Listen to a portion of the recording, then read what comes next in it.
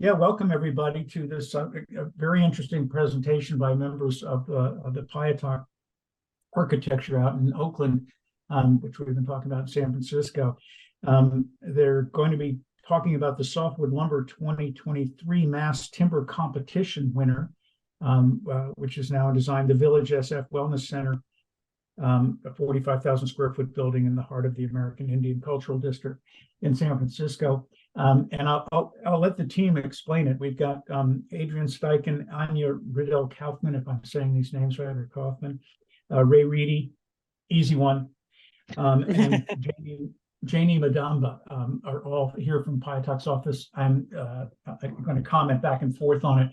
But I think the cultural aspects of this project are going to be very interesting, in addition to sort of, I've done a lot of work for Arc Record, and there's been a lot of work for Think Wood and Mass Timber and all that other stuff. But the cultural associations about it are never come up in the stuff in the context of the kind of continuing ed programs that I look at. So I think this is a really interesting wrinkle to put on top of everything. Just for housekeeping, we're going to, if as always with the members who are out there, if you have a burning question, I'll be monitoring the chat area where you can indicate with your raised hand that you want to say something, and I'll try to work with whoever's presenting at the time to tie you in. And otherwise, if you save your questions till the end, we usually have the raise hand function on the side, so you can raise your hand to talk. But if past is prologue, half of you won't use it anyway, and we'll just start asking your questions, which is also okay. You won't be muted. So with that, I think I'll turn it over to Janie to start and introduce everybody, and then share the screen and have at it. Okay, great. Thank you, Dean. Yes, I'm going to share my screen and make sure we'll share sound. Perfect. It's already here. I am going to, yes. Are you all seeing my screen? Yeah. Perfect. Yeah. Great. And I'm going to hand it over to Anya to kick this off. Great. Thank you all. Yeah. Hello. Welcome. Thanks for joining us. As we mentioned, yeah, we're here to talk about the Village Wellness Center and its expression of American Indian culture through mass timber. And then we're also going to talk a little bit about inquiries into decolonizing architecture. But we want to start with acknowledging the land that we're on. So I'll just invite you for a minute to connect to the land that you're on right now. We're all on land, we're all connected to it and experiencing it and in relationship with the land that we're on, whether we're thinking about that or not. And we're also all have a relationship to the way that we came onto this land. And then as architects, we also have a particular relationship to the land that we design and that we build on. And as we continue to talk about this project today, I just invite you to think about it as ways that we can be in better relationship to both the land that we're on and the history of that and the First Nations and the stewards of that land. And of course, we're all in different areas right now, but we know that all that land is connected. And we might be joining as guests to the land or as different, as part of tribes of those First Nations. But I think either way, we're thinking about how we're coming here together and how all that land's connected, and to really honor the folks that were here before us. And so I'm going to jump into saying the names of the tribes of the land that I'm on currently. And I welcome you to do that, to say out loud the names of the First Nations of where you are as well as I'm doing that. And this way is just kind of, it sends energy of gratitude and acknowledgement and appreciation for the ancestors of the place that you're on that came before you, and also those that are among us today. And if you don't know the names of the people of the land that you're on, this link here, you'd have to put it into your own link, but native-land.ca is a great resource to find out the names of the tribes. So if we go to the next slide, I'll say, so right now I'm sitting on and speaking to you from the territory of Huichin, whose first and continuous stewards are the Lishan Ohlone people.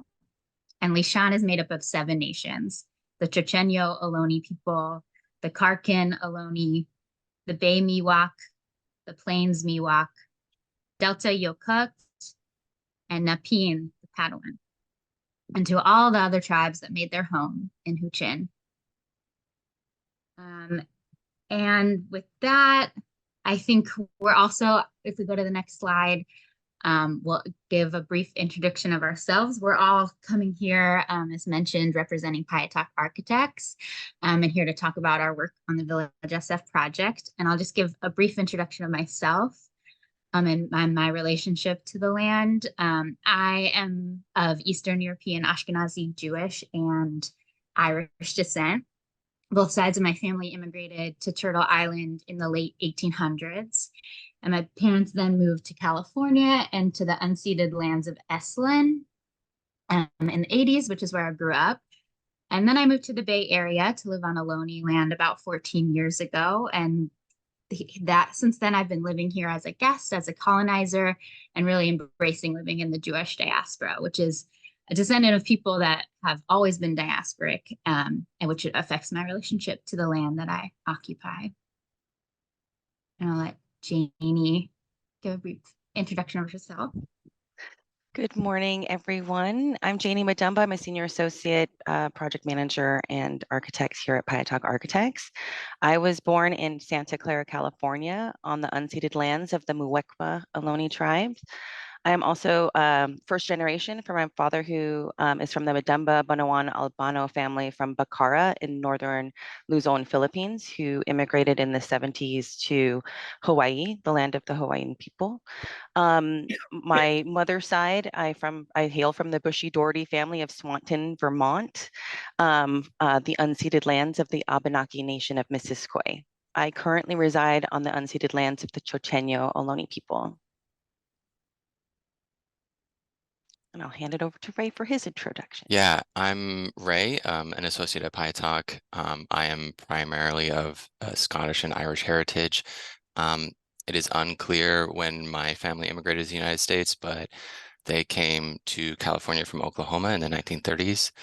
I grew up in Paulsbo, Washington on Suquamish land, near the Suquamish Reservation, where I was introduced to some of what it means to live in the United States on stolen land and interact with the vibrant cultures that have survived there. And I've lived and worked in the Bay Area for about 10 years now. I also want to acknowledge that none of our architectural team is native to this land. We bring our knowledge of design and building under current codes, jurisdictions, and economies, and we acknowledge that our role in the design process with a client that has a clear and beautiful vision for the building is to be a conduit for their vision. We are not proposing to know everything about this topic, rather the opposite, that we humble ourselves to you and share our experiences on this topic, and working on this project as an example of learning and listening. So yeah, Janie, thanks. We'll jump to the agenda. First, we'll introduce who Friendship House is as an organization, and then we'll talk a little bit about some of the engagement and design processes that we went through on this project with them. Next, we'll introduce the physical building and some of the primary design elements that are a part of that building that came through that process. And also then we'll tie it together at the end with some lessons that we've learned through this project about decolonizing architecture.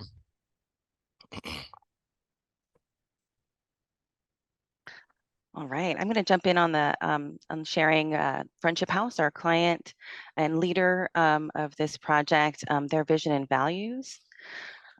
Pictured here is Helen Wakazu, the founder of Friendship House. She is at age 13. Helen was torn from her family and forced into a government boarding school. There, like so many other Native peoples, she was disconnected from her community, her cultural ways, and given an education on assimilating into white society.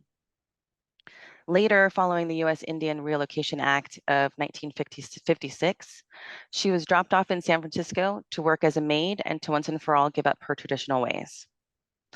Many of you may not know about the Indian Relocation Act of 1956.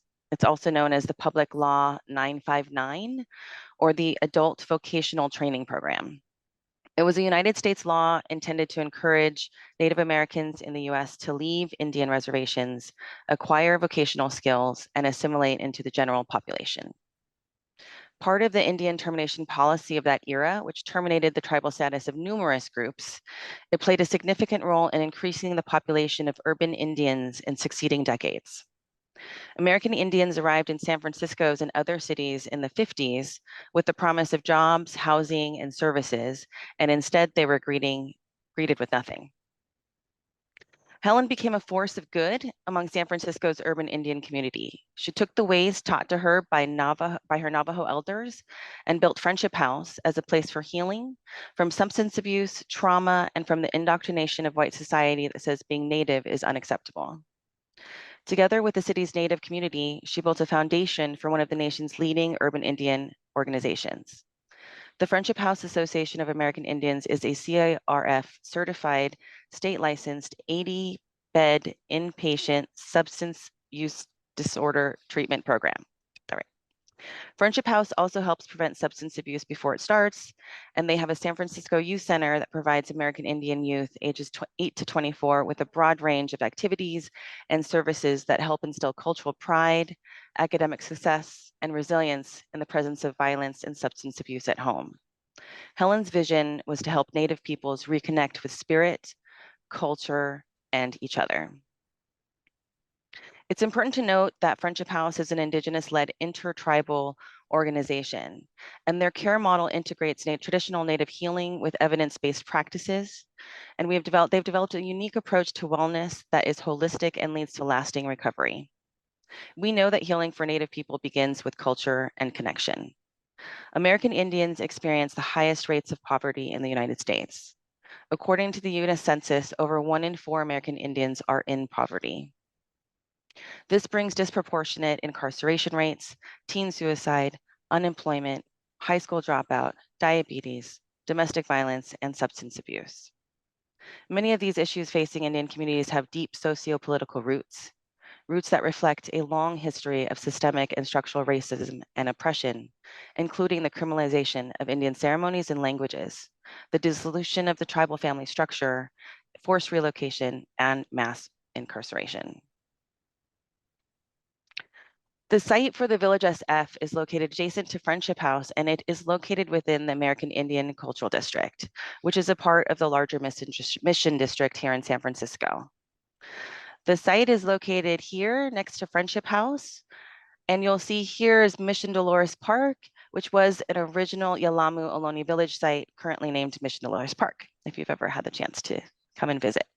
This area is rich with local American Indian organizations, such as Friendship House, the Indian Education Program, the American Indian Cultural Center, the Native American Health Center, and many more. And next up is a video sharing the vision for Village House, for Friendship House on the village.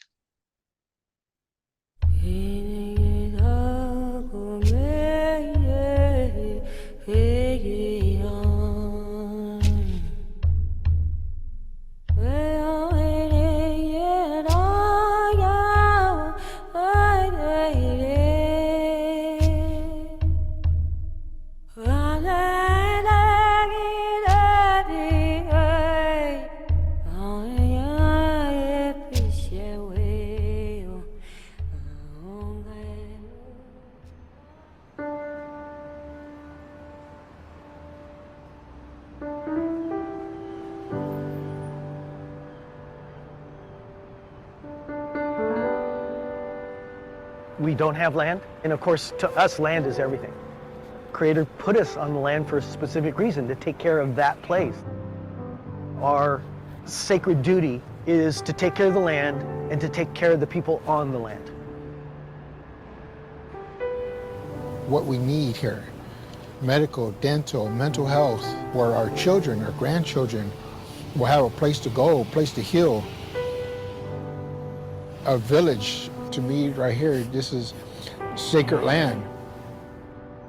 I don't want to generalize, but I feel like a lot of people think that Native Americans don't exist anymore, or that we're in such small numbers that we're irrelevant. And so being able to come to like a large city like San Francisco and having a safe place where you feel like you're understood makes me really proud and excited. The village is hope. We need to build something great. We need to build something that we want to leave our children with, to leave their children, something that's going to be sustainable in this urban environment. Our children are our future. I think that the more they come, the more knowledge they know, the more that they'll get to learn, the more that they can share. My son still carries on my culture, and now he'll have a place to come and share with his kids. This is just that sense to really build a stronghold in San Francisco that says that Native people are here, that we've been here, and then also say, look to the future for our children, that they have this ability to have roots again.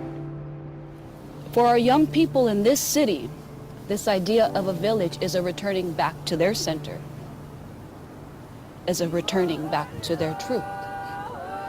The village is that center. The village is that hub. If it not for a young person wanting that at one time, we wouldn't be here. They've called it. We are responding to their call. We walk in the light with our brothers and sisters. We stand and fight with a drum, a song, this prayer, this change of time.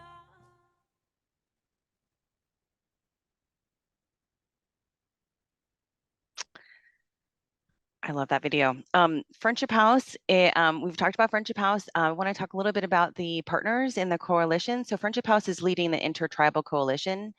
And this is really the heart of what's putting the Village SF on the map. The coalition includes local Native organizations, the Native American Health Center, the American Indian Cultural District, the American Indian Cultural Center, and the Friendship House Youth Program. And so the village will be a physical service, cultural, and spiritual center for American Indians that will provide access to healthcare services, cultural resources, housing, and a place to thrive. 90% of American Indians live in urban cities, and this village is such a benefit to them.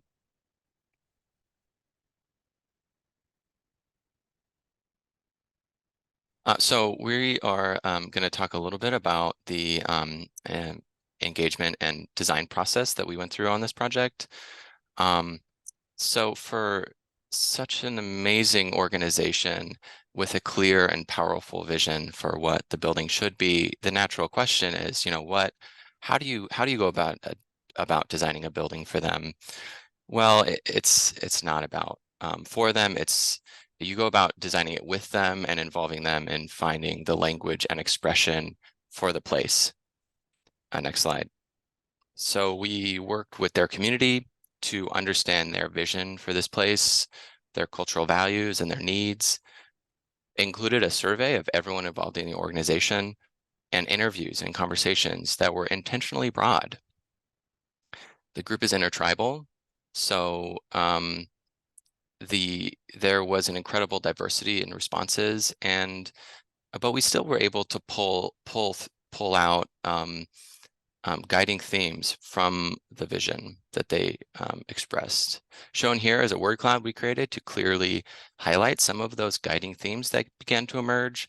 For example, reclaiming the land, facing east, creation stories, stronger together, 4 directions. You'll note that a lot of these are not building specific yet. Next slide. Throughout the process of programming and initial concept design, we learned about the storytelling that the building would need to embody and asked probing questions to hone those stories. Much of the visioning and feedback was also in the form of stories and gave us as designers incredible richness to draw from. You got a hint of some of those stories in that video earlier. And, as you saw, they cover all topics, but among them was an awareness that even though the building should signal this organization as intertribal, it also needed to honor the local Ohlone peoples. Our firm had worked on with different parts of this ownership group on other projects in the past, and we had also at this point worked on various forms of this project for a few years, and so there was already an established mutually trusting relationship between the architect and the ownership group that made space for some of those stories. Next slide. This is a distillation of the values for the building that came from that engagement process. It was important that we set aside our notions of what and how, and really focus on understanding the owner's values and how those values needed to be represented in the building. So you see here, it's about integrating all types of people, really making sure it's a healing space in many ways for those people, and that we protect and care for the environment and our people for future generations, that we establish a deep connection to nature, and also that the building be an education, a cultural education tool for urban American Indians, and that it also have an impact and education for the broader neighborhood and community, non-native, native or non-native. Next slide. So using examples of historic example images of historic Native American architecture and contemporary native and non-native examples paired with narratives, and as you see here, sketches, allowed us to communicate sometimes abstract or academic ideas with the ownership groups in ways that revealed priorities, conflicts, and values. It also helped us as non-native designers explore broadly and give the Friendship House community the opportunity to signal when we were when we needed to go further and when we've gone too far also. For example, at one point we were trying to find the right balance of expression and lower cost, and we introduced a toned down version of the exterior design, to which they told us in no uncertain terms that the magic was lost and that we needed to bring it back. This trust we held for each other made space for that kind of honest back and forth. And our job was designing and listening, and their job was, and we relied on them, the owner, to be the expert and guiding the culture and representation.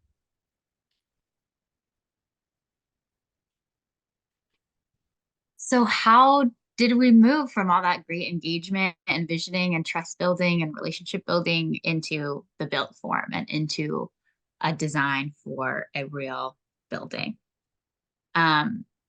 Next slide. If we kind of distilled and took those key values and visions that were coming out of that engagement process and from Friendship House directly, and it formed into some key building elements and concepts that were important to incorporate into the physical form of the building. So to walk through their outline here, the concept of reclaimed ground. So providing a connection for the whole village to relate to the land, the sky, the sun, the hills and the bay all around, even within an urban context. Timber frame. The selection of mass timber as our structural system was a key important first decision, and that importance for the timber to also be sourced from sustainable forests. Woven skin, the facade to feel like a breathing element. A communal stair, connecting symbolically the native healing concept of ascending to access the spirit world. Cycle of water, connecting to Mission Creek, which is a river that runs through the project site, as well as much of the Mission District that it's now all built on top of. So you're not actually interacting with that, but how to connect to that. Community shelter. So there's also really important programmatic space specifically for housing community members enrolled in Friendship House's programming, as well as other community in times of emergency. technology. So also understanding that this is a current building for a modern community. And we want it to be sustaining for 7 generations. And leadership. So continually learning from the community and our coalition partners.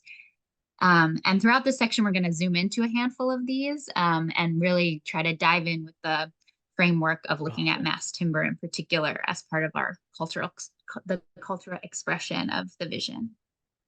So we go to, yeah, thank you. And the main part of this vision, of course, is a building to house the village.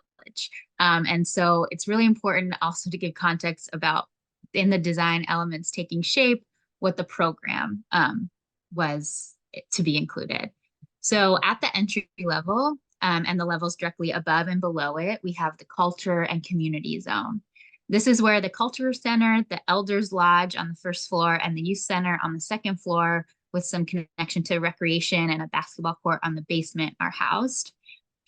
These, along with the courtyard on the ground level, which has medicinal and ceremonial spaces, are envisioned to hold community events, gatherings of all kind, and grow Friendship House's programs. On the 3rd and 4th floor is the health zone, which includes the Native American Health Center's dental clinic and medical and behavioral clinics.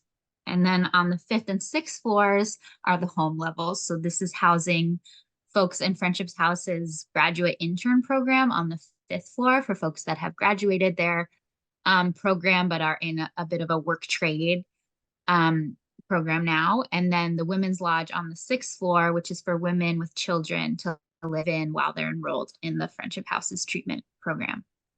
And then on the roof, there's also an urban farm, medicinal herb garden, pollinator planting, a talking circle, and other programmatic and ceremonial spaces.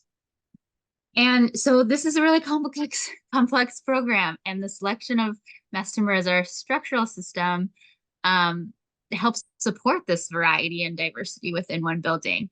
And so because each different floor requires different layout for its different programming, and we're on a really small footprint of a site.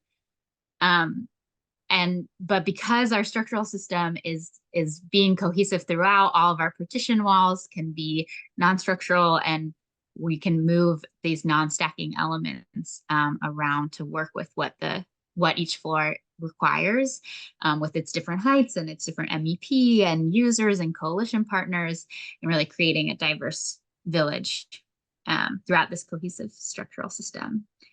To dive into that a little bit more on the next slide. Yeah,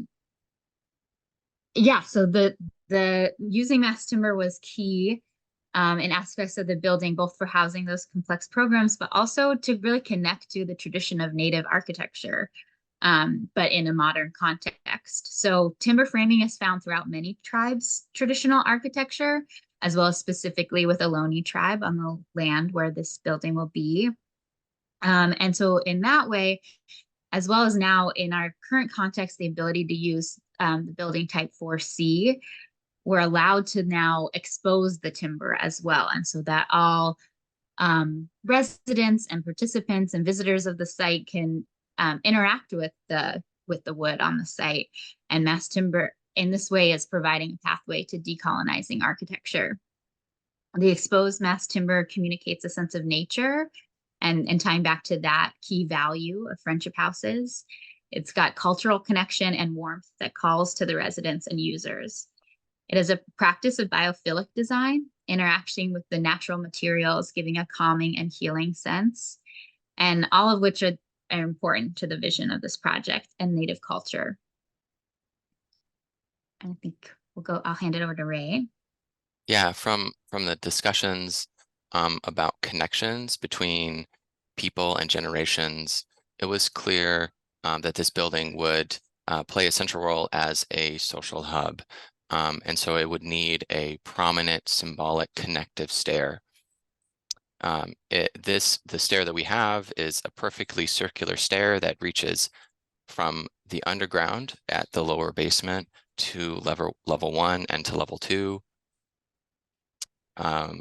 connecting the generations that occupy those spaces, and like Anya said, ascending from the from the underground up. The position at the most prominent northeast corner of the building shows the importance of those values, and places it centrally in the mission of expression and visibility and education, particularly because at night it'll be a really nice, warm, shining beacon of light.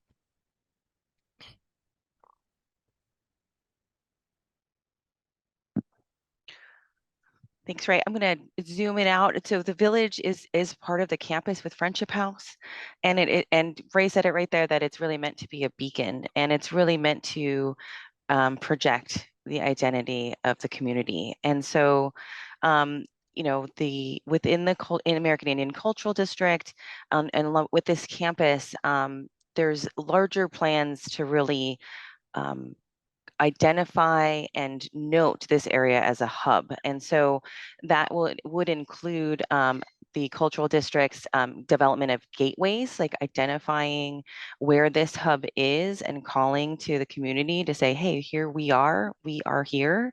There's so many there's art alley thoughts that will perhaps be in development for the streetscapes on both Julian Avenue here and Caledonia.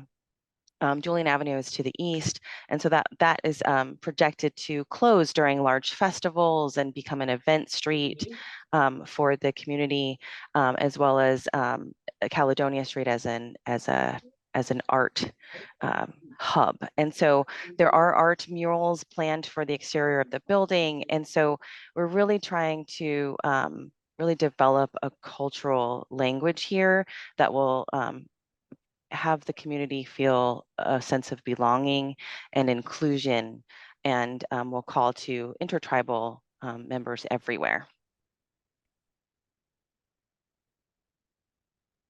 Yeah, and as we talk about that kind of connection with the neighborhood, it was therefore important to think about how the facade and our building on the streetscape, and what the experience is for the pedestrian and also the visitor. And so in that way, it was important to express the mass timber columns at the entry, and have this placemaking in that way. We also have some placemaking with, you'll see the circle window that's at the third and kind of connecting the third and fourth floors, where the Native American Health Center presence is, kind of representing the traditional medicine wheel for these health clinic levels. And it was also important that the main entry be east facing, which is, you know, connecting with the rising sun. It's important in ceremony and also in traditional Native architecture to have that entry facing east. And really, as we think about this facade, it was important to see a softness there, and a way for the matriarchal values to come through as both being this beacon in the neighborhood, as Janie was talking about, and also a healing space. And that's showing up as we put like more soft curves and undulating terracotta fins, modulating with the wind and sunlight, and weaving in some greenery into the facade as well, and really highlighting that mass timber and the natural materials expressed. For the exterior cladding, we're using a profiled terracotta panel rain screen system. It expresses this layering, texture, natural materiality that is responsive to the feedback about relating to the earth, and draping the building in a woven, textured blanket while being able to pull it back to expose the timber bones beneath. This rich earthen exterior materiality works well when paired with the mass timber on the inside to provide the occupants and community both with a unique connection to the earth. And you can see here on the right some of our example images of these profiled terracotta panels, and in the center a section axon that shows some of the assembly that we're having on in our building. It was also important for this project as a central component of the healing process to enable a deep connection between the occupants and the natural world. And that's made even more important because of the project's dense urban setting. The rooftop raises up that ground, giving broad views, particularly of the rising sun in the east, and is densely programmed with a talking circle, urban agriculture, and traditional herbs. Like I was saying, the rooftop raises up that ground, it gives broad views, particularly of the rising sun in the east, and is really densely programmed with a talking circle, urban agriculture, and traditional herbs. The courtyard is centered on a medicine wheel. Thank you, Janie.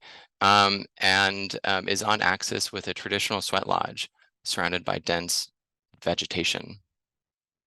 By reclaiming the ground, the village becomes a healing space, connecting participants in the program to nature and tradition, many of whom have come to Friendship House and the programs directly from their reservations or other rural areas.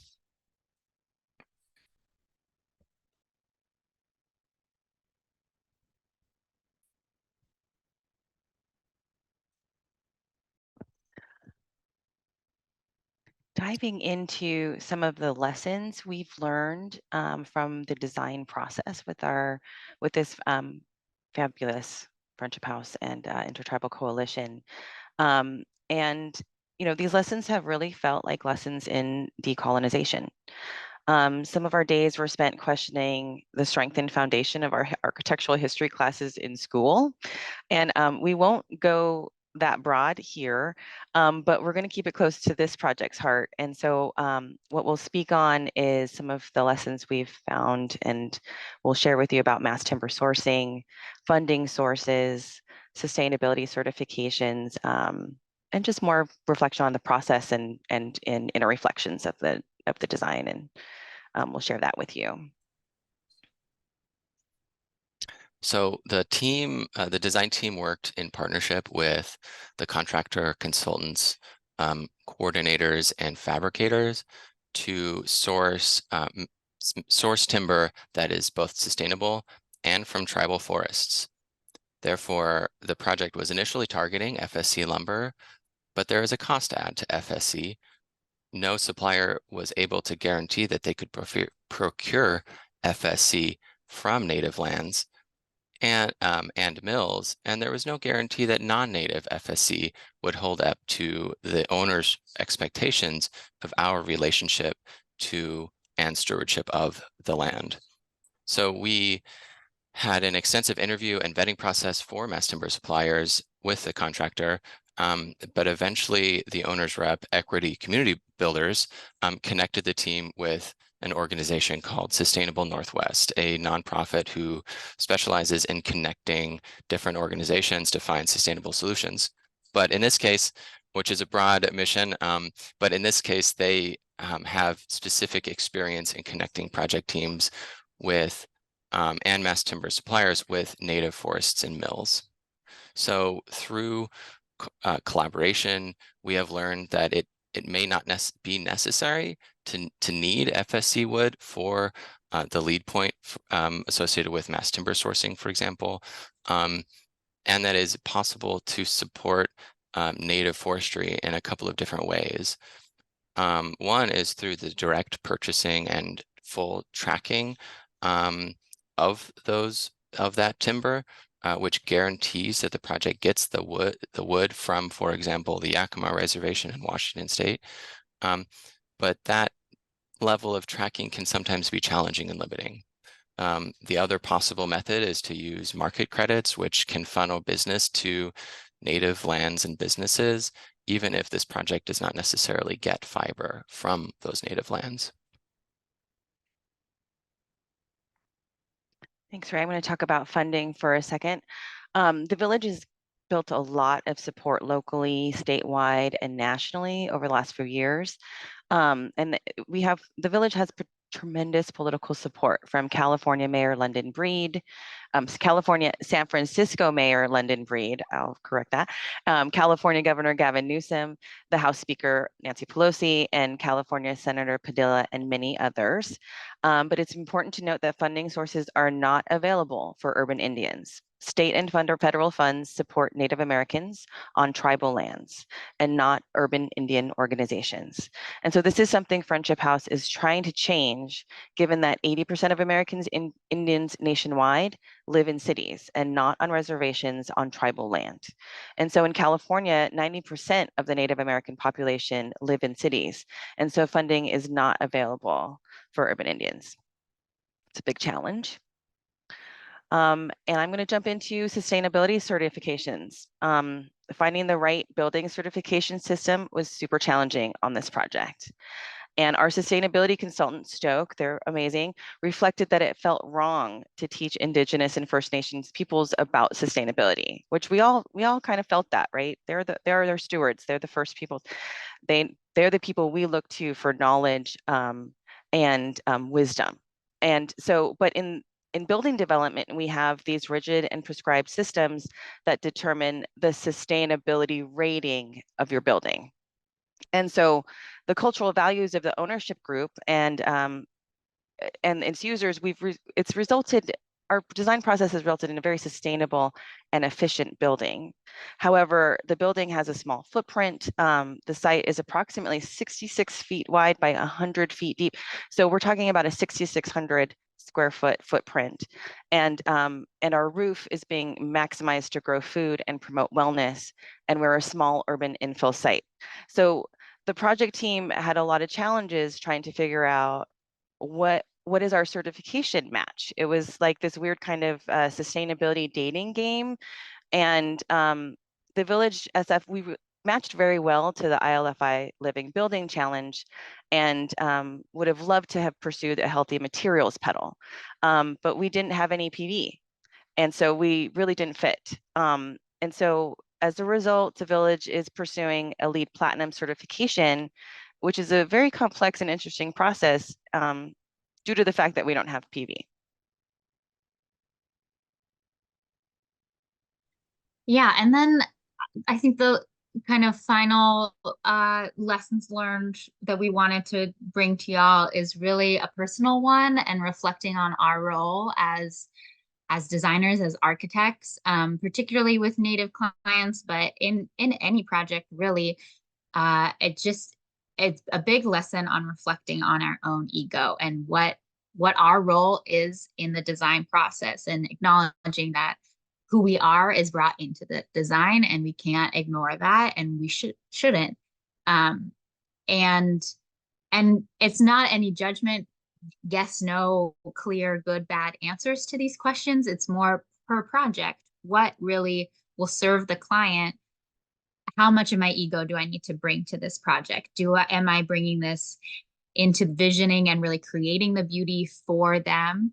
Or am I really going to humble myself and be a conduit for their vision? And really kind of grounding in what's motivating the owner and what's motivating me on this project, and knowing that those are both, that we're in relationship with each other in a project. And I think, as we've touched on with the Village SF, we were really conduits for Friendship House's beautiful vision. They came with this already. We were in this position of finding expression for their values and community needs and visioning the built form. And in that way, the design process was not starting at a blank slate about finding beauty in art to pull into the project, but rather how to provide design answers to already formed vision. And especially as non-native architects, listening was and is really crucial, and humbling ourselves to know that they are the experts of their own experience, and that the willingness and trust to tell us things in the design process, as we've touched on. And if we go to the next slide, this is just some of the ways that we were charting the kind of intersection of where those values were, the key building elements that we touched on earlier, and kind of continuing to ground back in as design challenges and trying to find solutions come up. kind of like a design brief or a party, how are we coming back and using this as a tool to remind us of what the vision is, and see that through all the way through construction. And given the time, I think we won't zoom in too much on this, but really leave you with the next slide of some questions to ask yourselves as you're working on your own projects. And this is really like thinking about indigenous values and the connection to the land of your project and of your clients. And whether you're working with native or non-native clients, how are you connecting to the land and the original stewards of that land? And what is your ego's relationship to that project?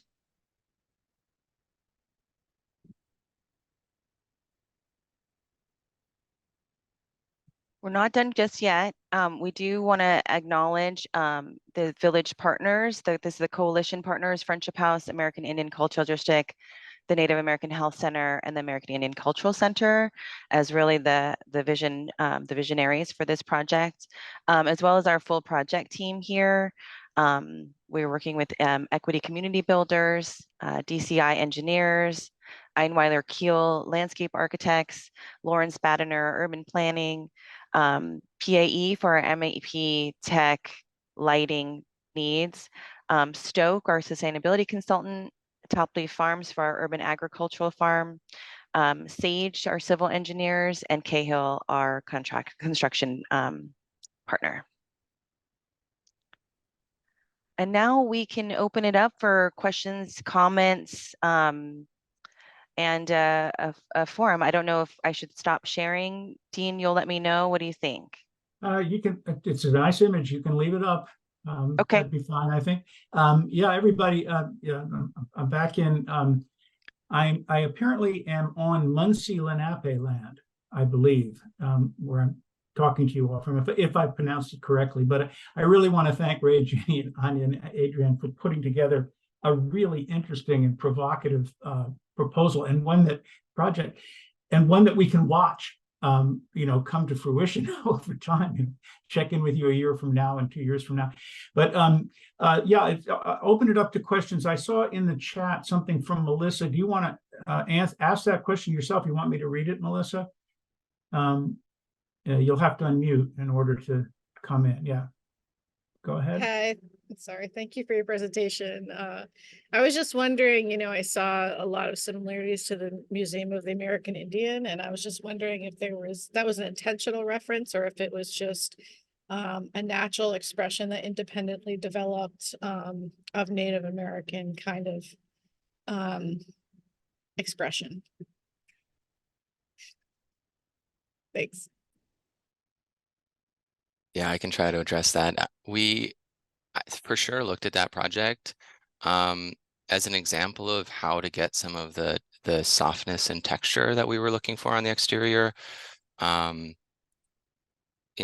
not sure it was like a super direct project example, but it really did provide a good example of how to have for example, softness out of like a really hard material, and how to get some of the sort of abstract ideas that we were hearing needed to be included in the project from the owner. Yeah.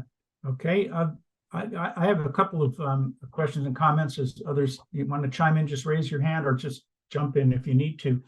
In the engagement part of the process and the word cloud that sort of, and a bunch of other things that came out of that, how was that organized? The architects, often we're not trained to do that. And I know you guys have been doing it extremely well for a really long time. But how did that come together? Who organized the sessions, the listening sessions and the discussion sessions? What was the role of the client in that? And what was your role? And how did that all come together? How many did you do? And was there a structure? Did you have a cheat sheet that you used to, get some stuff in the first one, come back and do it in the second one? I mean, is that a process that you have sort of structurally outlined for your office, or do you sort of flow through it? I might actually kick that to Adrienne, since she was most involved in those like super duper early day exercises. Is that okay, Adrienne? I know you actually didn't Well, present. Janie was starting to jump in, so Oh, maybe sorry. Janie, if you start, I will. If you give me the outline, I'll color in, or you want me to give the outline and you can color it in? Well, I was actually going to throw it to Ray because I was, you know, I kind of came in a little bit late on this one. So this is how it actually works in implementation, right? You bounce it back totally. against each other. Totally. Just checking. Yeah. So I mean, I know Ray alluded to this in the presentation that there were earlier versions of this project. We initially came to this site through a nonprofit housing developer who was talking with Friendship House about developing the parcel for 100% affordable housing. And ultimately that the Friendship House realized that they needed to be bigger and bolder than that. So the community engagement process was mutually led, I would say, by the coalition partners, particularly leaders with the Native American Health Center and Friendship House Association of American Indians, and the executive director for the American Indian Cultural District, who have really been bold in their vision and bringing in all of the various members. Helen Wakazu and Marty Wakazu are the elders of this whole idea, and have brought many people into their vision. So we would have mostly small group conversations, and just record what people were saying. And not all of it made it onto this word cloud for sure.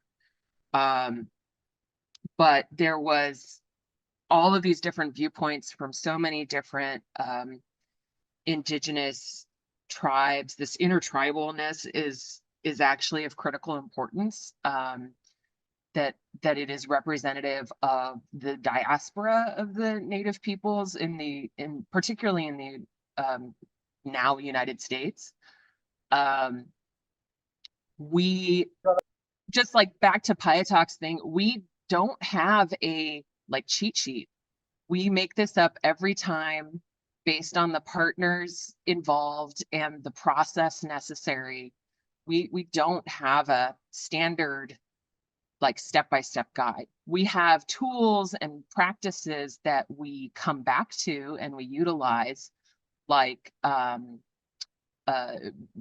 modeling kits and workshops and dot voting and things like that, but we don't use them on every project. We don't use them in the same way and on the same pace or scale on every project. It's just not, we're not that prescriptive about our work.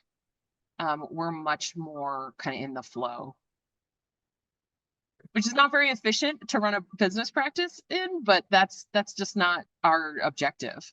Well, yeah, and it works. I mean, clearly in this case and many others in your shop. I had a question that piqued my interest and may have piqued the interest of most of the people on the most of the architects on the panel.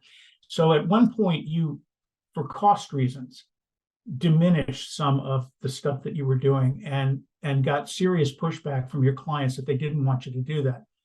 Now, so there's a couple of ways you deal with that. You go back and sharpen your pencil and do something else, or you go find more money. But one way or the other, how did you resolve that? I mean, I think it's something every architect would like to know. Oh, you want me to go back to more? Okay, I'm ready to go. But how did you actually solve the problem that what you had done was for cost? I thought I heard cost reasons.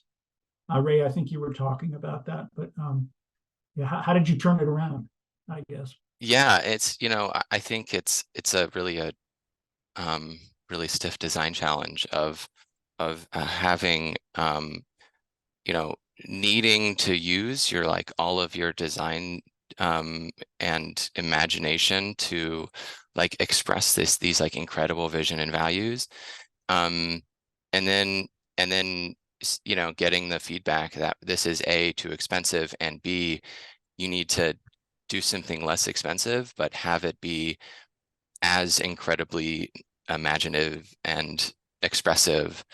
And so you know, at one point, I think that the response to, you know, the specific example I was giving was to do like a more efficient sort of traditional you know, panel rain screen system. We had at one point like a really layered terracotta baguette with stucco below that would cast all these incredible shadows, and you could change density. And then acknowledging that that was maybe more complex than it needed to be, and we would get the softness and texture and weaving nature that we were after with a sort of a more straightforward assembly. But yeah, it's having such a high bar for what the building needs to express, but also acknowledging that like that money isn't infinite is of course a challenge that we all face. Yeah, right. Kathy, you have your hand up. You have a question, Kathy Dorgan? Yeah, first of all, great presentation. I could ask a day's worth of questions, but one of the things that you mentioned is in the part of the reason to do mass timber was the flexibility of it in moving up the building. And that's not how I thought of mass timber in the past. And could somebody say a little bit more about just the selection of the system for building the building and how that's worked out as you've brought it into the construction drawings? Yeah, and actually, team, if you have plans in your back pocket somewhere here, that might be really useful for folks to see. Oh, we do. We do. I'll roll to them, and Ray, and you can. Janie, I think they're hidden in the presentation. You might need to get out of the full screen to see them. Sorry about that. Got it. Here we go. Make this as big as I can. Can you see my screen still? Mm-hmm. Yep. Perfect. Take it away, Ray. Sure. So I'll say that mass timber, I would say in the way that you're asking, has a pretty similar allows a pretty similar flexibility in program and stacking to for example steel and concrete. So those are I would say like probably have a similar amount of flexibility, right? But you know, a lot of the work that we do is not in steel and concrete, and so you know, we were coming to it from a perspective of you know having you know bearing walls aligning bottom to top, and so the notion that it needed to be mass timber was more but those construction techniques wouldn't work for a building that's 70 feet tall, really. So the relative comparison for allowing this program was relative to those other construction techniques, I would say, but the warmth and the expression and the sort of natural materiality that is all relative to steel and concrete construction, that were the other sort of construction types that were studied and ultimately decided to not go with because of sort of the mission alignment with mass timber from like a touch and feel and storytelling and connection perspective, and also it got what we were after for program. And we were able to pick floor slabs, right, that could get us the span that we needed, and talk a little bit more about, and maybe Janie also showed the upper floors. Talk a little bit more about sort of the post and beam and slab decisions that had to be made to achieve that flexibility. Yeah, we at one point had what's called a post and plate system. So no beams, only posts and CLT panels. That created a really high density though of columns that would have to ultimately be transferred via steel columns to other columns if we wanted to eliminate columns below, or just have a ton of columns coming down. And so you can see here that both the residential levels at 5 and 6, and the clinic levels at 4 and 5 had a lot of really small rooms that maybe that would work fine for. But then at level 1 and 2, and to some extent, you see here on the bottom right of level 6, we have some large spans. And so, you know, we ultimately went with a post and beam system that allowed for larger spans, and that gave us great flexibility in, for example, unit planning at level 6 and 5, and laying out those clinic levels, but also allowed us to have this cultural center at level 1 that had great big spans, and was free of columns. Yeah. Thank you. That's really helpful, really interesting. Yeah, and even more interesting, we at one point had a hybrid system where we had post and plate at the top, and then post and beam at the bottom with a level of steel transfer beams, and it was like sort of headache causing and like more complicated than it needed to be. And so we eventually said, let's give the building an extra foot so we can have the same construction system throughout. I had one question for you. When I started looking at the renderings originally, I thought the exterior was also wood. Just the coloration and the way it looked. Did you consider that as an alternative? I think you were talking about that was one of the ways you wrung some cost out. Is it maybe an over elaborated exterior system now? KISS, could go to something. But did you look at wood as an alternative to the terracotta, or was it always going to be, you thought, some earth-based material? Not that wood isn't, but Yeah, we did. Ultimate, I mean, there's a few reasons we didn't go with wood. One of the reasons is that we weren't able to use wood above, I think, 40 or 50 feet on the exterior. And so then we would have to figure out how to transition to a different material above, and then we couldn't figure out how to like do that well, And second of all, there was going to be a lot of maintenance and weathering issues with wood on the exterior that the owner wasn't going to want to deal with. And the like earth-based material had the natural connection to the earth that we were looking for, and was really the prime type of material that had that connection, was also non-combustible. Yeah. Gotcha. Okay.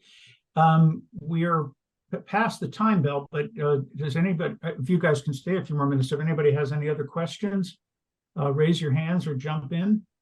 The people who are still on. Opportunity going once. Twice. Okay. And I think we're done, everybody. You could all clap and cheer. I think it was a fantastic presentation. And I looked it up. I'm going to be in the downtown Hilton, and I may hop an Uber and go over and look at the site. Looks like it's about 20-minute ride away, or 25 minutes, something like that. Go look at it next week. So, yeah, but terrific. Thank you, Janie, Ray, Anya, and Adrienne. Great presentation, and look forward to seeing. We'll call you back next year, about 12 months from now, and sort of you can just send over some in construction, and we can play it again with this presentation and compare. What happened when you went into value engineering? That'd be an interesting discussion that we would look forward to having with you guys. So a terrific presentation. Thanks everybody for coming. Keep your eyes out. We're having another one in March. Same Friday. Is it the 15th? I think it's the 15th. Vicki, you'll be getting invites for stuff for that as well. And also, just so you all know, we're updating our web presence right now for the peer-to-peer network, and we'll keep you posted on those on progress in that area too. But again, thanks. Have a good rest of morning for all of you on the West Coast, and for us back here, have good afternoons and good weekends, and we'll keep in touch.